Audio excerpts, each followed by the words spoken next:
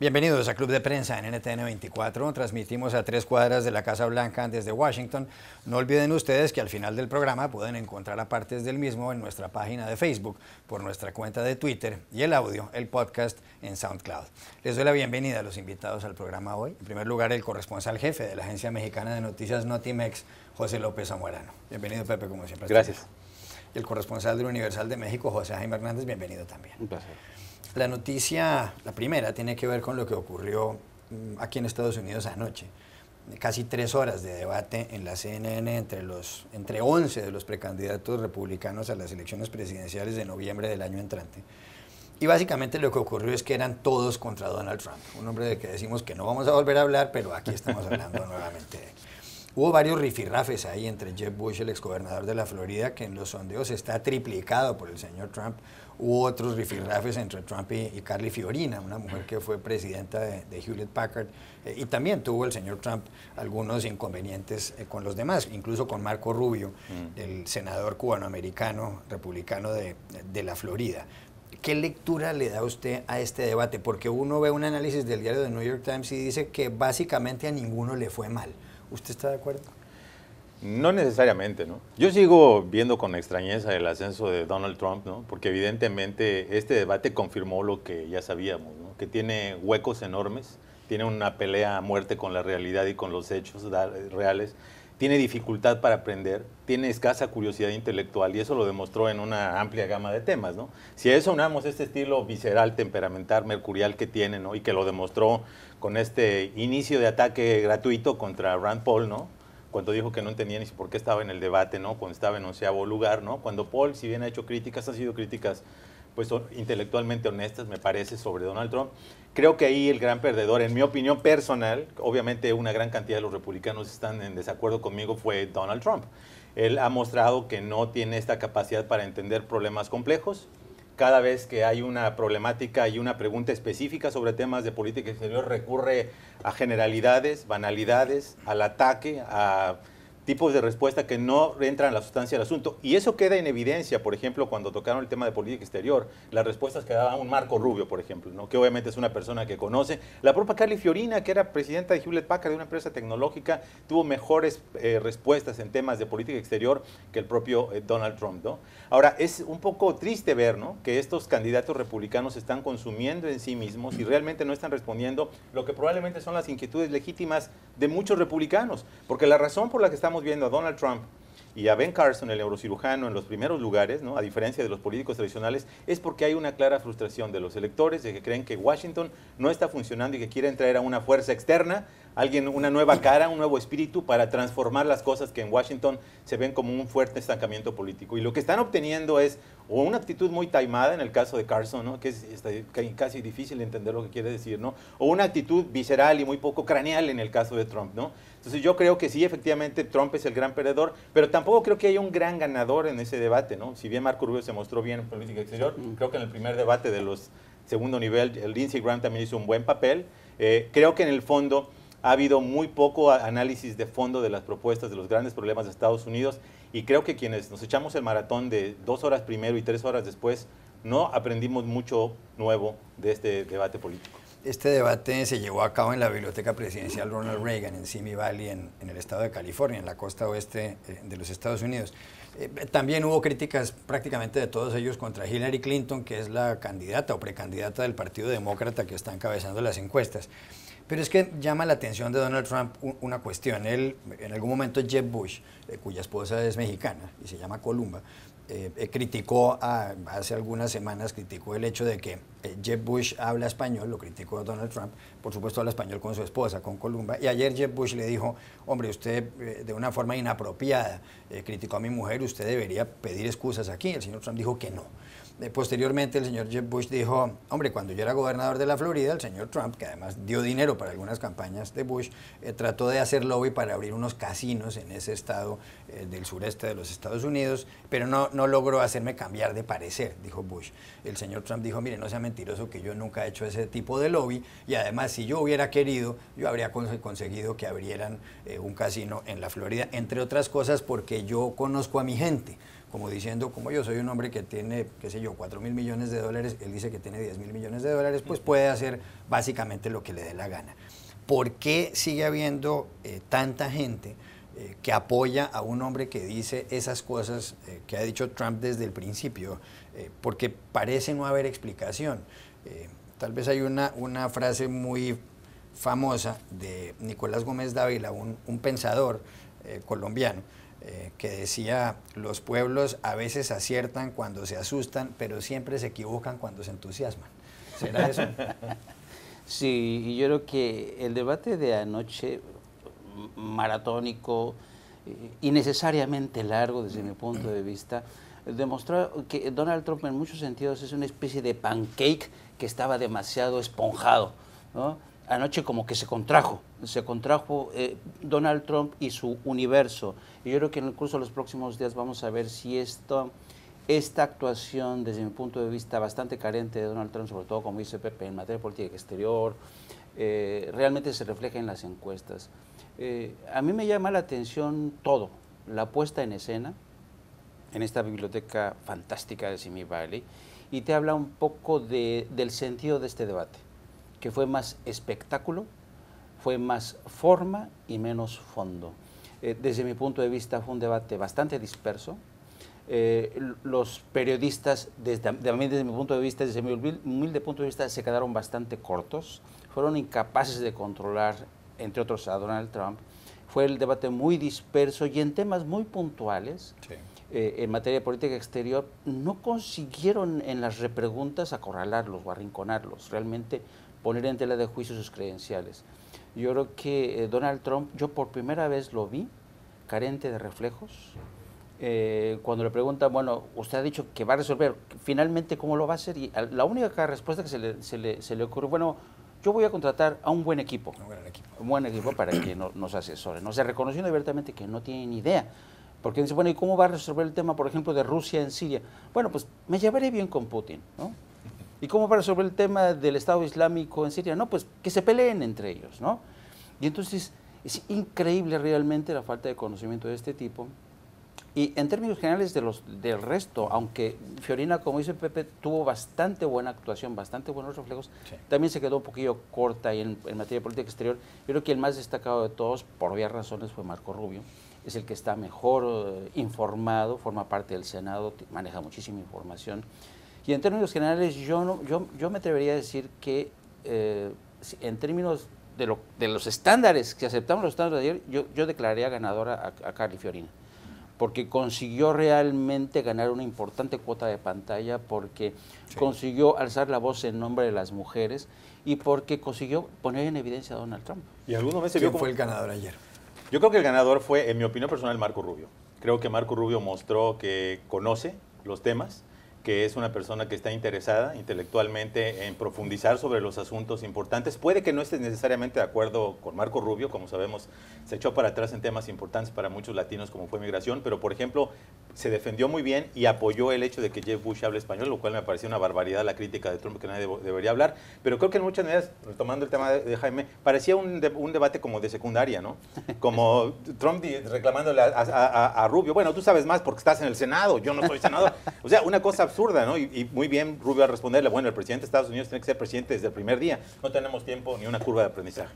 Último asunto de este segmento muy breve, después de la crisis que se ha generado entre Venezuela y Colombia, está cerrada la frontera por orden del presidente venezolano Nicolás Maduro, han sido deportados más de 1.000 colombianos, han regresado a Colombia aproximadamente 15.000 ciudadanos que vivían en Venezuela, donde hay miles y miles de colombianos. Hay gente que calcula que la comunidad colombiana en Venezuela oscila entre los 700.000 y los 5 millones.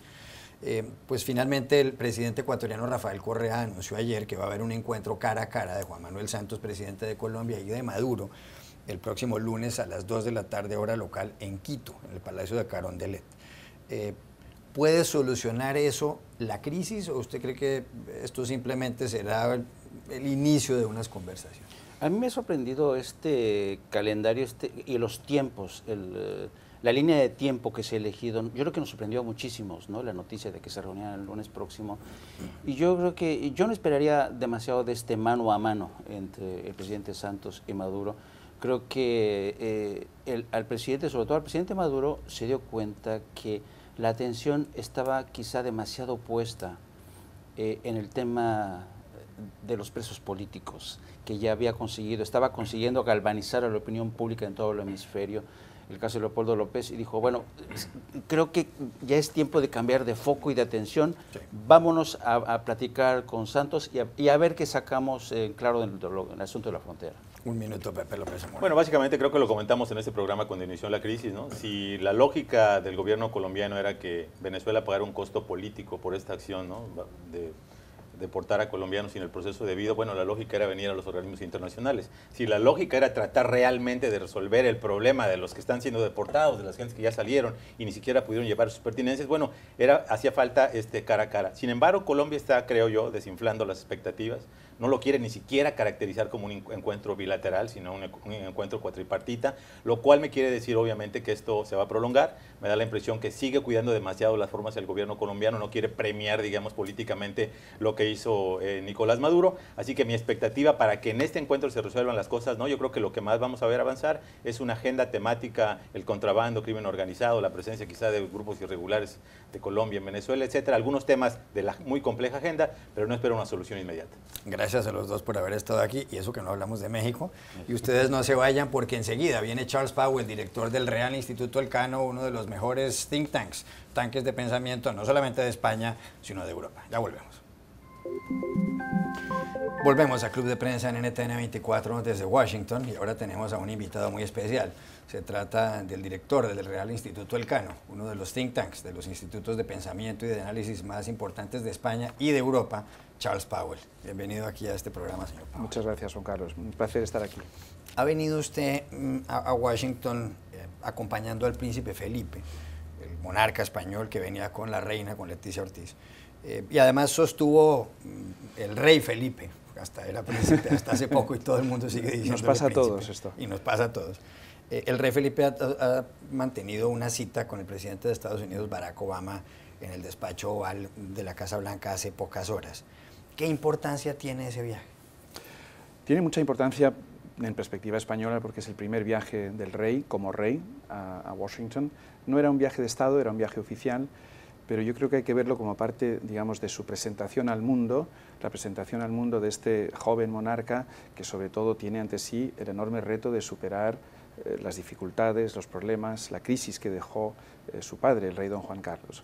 En estos últimos meses el rey Felipe ha visitado México, ha visitado Francia y ahora Estados Unidos, con lo cual, digamos, esta es su presentación en estos tres grandes lugares claves para la política española: Europa, América Latina y Estados Unidos.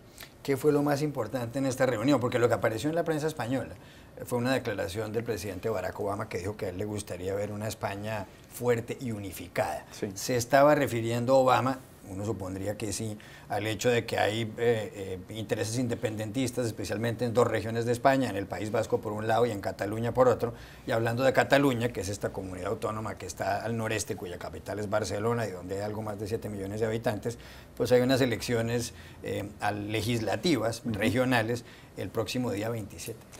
Sí, yo creo que la diplomacia española lo que quería sobre todo era obtener una declaración formal por parte del presidente Obama, como ya se produjo en relación con Escocia y el referéndum escocés, en el cual, afortunadamente, en mi opinión, los independentistas fueron derrotados hace ya más o menos un año. En aquel momento Obama también se pronunció a favor de la necesidad de que el Reino Unido permaneciera unido, y por lo tanto la diplomacia española lo que buscaba era una declaración comparable, y eso es lo que se ha obtenido. Yo creo que el tono de la declaración de Obama ha sido correcto, no ha sido excesivo, lo cual hubiera sido visto también como una injerencia en un tema interno de un país amigo, pero sin duda supone un espaldarazo en presencia de quien representa la unidad y la continuidad del Estado español, claro. Las elecciones en Cataluña del 27 de septiembre van a ser unas elecciones claves, entre otras cosas, porque los partidos independentistas, y están encabezados también por Artur Mas, que es el presidente de la Generalitat de Cataluña, es decir, del gobierno regional, lo que han manifestado es que si los partidos que están a favor de la secesión logran una votación superior al 50%, y no solamente votos, sino en escaños en el Parlamento regional, eso debería interpretarse como que la mayor parte de los catalanes o de la gente que vive en Cataluña quiere la independencia. ¿Se debe interpretar así? ¿Debe analizarse la elección catalana de esa manera? Bueno, este es un tema muy complejo. Efectivamente, formalmente, estas son unas elecciones legislativas para elegir el próximo gobierno autonómico catalán, que existe gracias al Estatuto de Autonomía catalán y gracias a la Constitución española. La paradoja es que se están presentando a estas elecciones una coalición de partidos que han optado abiertamente por la independencia y que han optado también por interpretar estas elecciones como un plebiscito. Para ellos realmente lo que está en juego no es la elección del futuro gobierno catalán, sino la decisión sobre la independencia.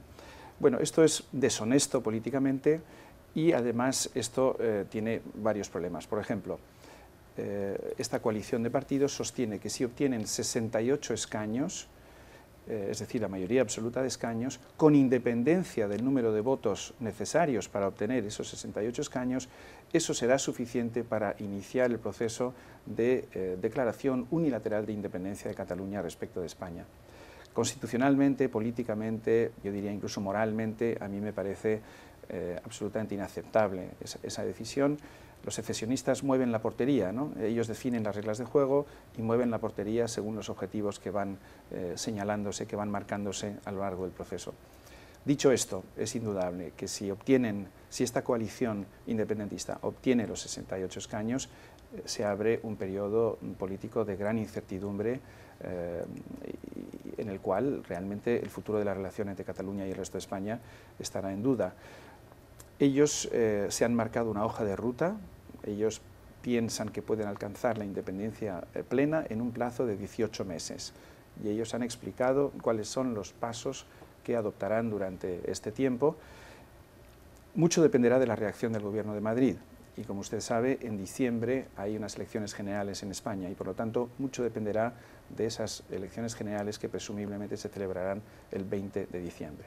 Antes de continuar con asuntos electorales en España, no puedo dejar de preguntarle por un detalle que podría parecer frívolo, pero no lo es, y tiene que ver con el encuentro entre la reina Leticia, la reina de España, con Michelle Obama, la primera dama de Estados Unidos, porque, y lo verán en las fotografías los televidentes, realmente los gestos de las dos demuestran una relación muy cálida. Rara vez ve uno a la primera dama de Estados Unidos siendo tan amable con la esposa de un mandatario o de un monarca extranjero y viceversa. ¿No le llamó eso la atención? Me ha llamado mucho la atención y me ha causado, confieso, un gran placer, porque en España a menudo hay críticos que desde cierta frivolidad critican a la reina Leticia, se fijan solamente en cómo va vestida, en el peinado, etcétera. Ella es una gran mujer, es una mujer muy inteligente y yo tengo el honor el placer de tratar con ella con cierta frecuencia, precisamente en relación con la preparación de estos viajes. Tiene un conocimiento de los temas extraordinario. Por ejemplo, una de las cuestiones que ellas comparten, uno de los intereses que comparten es todo lo relacionado con el mundo de los alimentos. Doña Leticia, por ejemplo, tiene un gran interés por el funcionamiento del Food and Drug Agency norteamericano, porque ella tiene una especial sensibilidad en relación con estas cuestiones y Michelle Obama, al parecer, comparte este interés. Por lo tanto, no fue simplemente una relación más o menos protocolaria entre las dos primeras damas de ambos países, sino que realmente hubo química y se ve en las fotos, ¿no? Realmente fue una bonita visita desde ese punto de vista. Usted hablaba de las elecciones generales en España, que en realidad son las elecciones legislativas. Como España es un régimen parlamentario, pues de esas elecciones surge el jefe del gobierno, el presidente del gobierno, que en realidad es un primer ministro. ¿Qué puede pasar allí? Porque en los sondeos está en primer lugar el Partido Popular, el PP, cuyo líder es el presidente actual del gobierno, Mariano Rajoy, conservador. Posteriormente aparece el Partido Socialista Obrero Español, el PSOE, que es el partido principal de la oposición, cuyo jefe es Pedro Sánchez, que será el candidato. Y más abajo aparecen dos partidos que no están tan lejos. Uno de ellos es Podemos, del que hemos hablado mucho en este programa, cuyo líder es Pablo Iglesias, que tiene alrededor del 15% de la intención de voto según las encuestas. Y también aparece un partido de centro-derecha encabezado por Albert Rivera, que se llama Ciudadanos. ¿Qué puede ocurrir en esas elecciones de diciembre? ¿Quién puede ganar? Porque se llega a hablar incluso de que en un caso extremo podría haber una coalición, rarísimo, entre el PP y el PSOE, tradicionales enemigos políticos. Efectivamente. La verdad es que el panorama es un panorama todavía muy fluido y muy incierto, ¿no?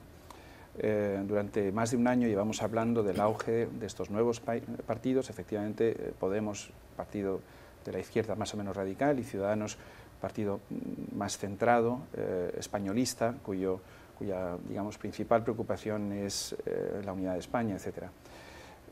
Yo siempre he pensado que esta idea de que el bipartidismo estaba condenado a muerte se estaba exagerando mucho.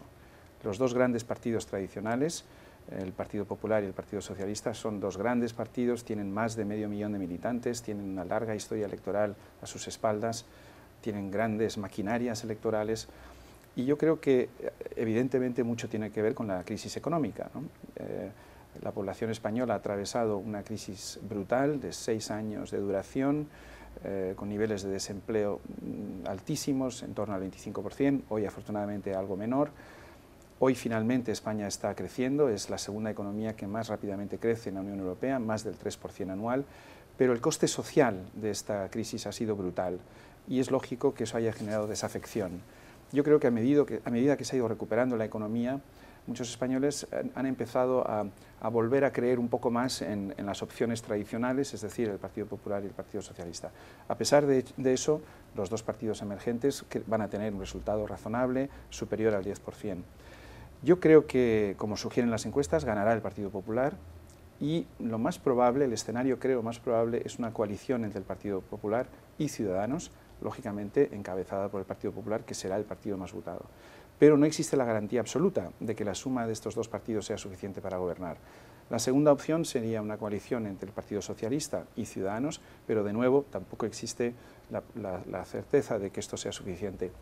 Y efectivamente existe esta tercera posibilidad interesante, ¿no?, de un pacto entre los dos grandes partidos, una gran coalición como la que existe, por ejemplo, en Alemania en estos momentos. El problema que plantea la gran coalición es que beneficiaría a los emergentes, a los nuevos partidos, que dirían, lógicamente, que esto es, digamos, el abrazo de dos partidos decadentes que se abrazan para no hundirse y ahogarse definitivamente. Por otro lado, digamos, la retórica, el enfrentamiento entre los dos grandes partidos ha sido muy duro, ¿no?, durante estos años. Y un rumor que está circulando en Madrid últimamente es que posiblemente el Partido Socialista exigiría a Mariano Rajoy que se retirara como cabeza de la lista del Partido Popular para hacer posible esa gran coalición. Es un escenario insólito, nunca ha ocurrido nada parecido, pero dadas las circunstancias que son insólitas, no se puede descartar. Ya regresamos a Club de Prensa. Volvemos a Club de Prensa en NTN 24 desde Washington, pero se nos acabó el tiempo. Charles Powell, gracias por haber estado aquí. Y a ustedes los espero mañana nuevamente en Club de Prensa.